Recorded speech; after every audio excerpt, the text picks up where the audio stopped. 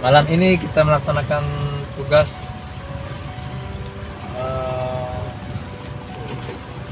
sosialisasi kepada masyarakat tentang social distancing atau physical distancing di seputaran Waduk Kota Losmawi.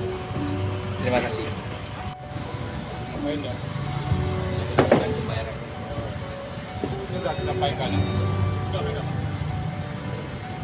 Segera menutup usahanya terhitung mulai tanggal hari ini jam 23.00 sampai dengan ada pemberitahuan selanjutnya. Hal ini dilakukan dalam rangka memutus rantai penyebaran virus corona di Waduk Wisata Kota Losmawi. Mohon dukungan kerjasamanya dari para pengusaha yang berada di Waduk Kota Losmawi. Himbauan selanjutnya dapat membuka usahanya maksimal sampai dengan pukul 23.00. Ulangi, sampai pukul 23.00.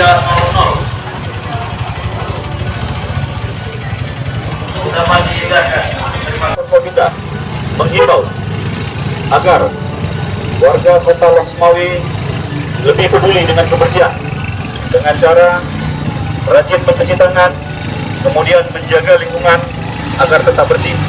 Hal tersebut dilakukan sebagai bentuk dalam rangka kita mengantisipasi penularan COVID-19.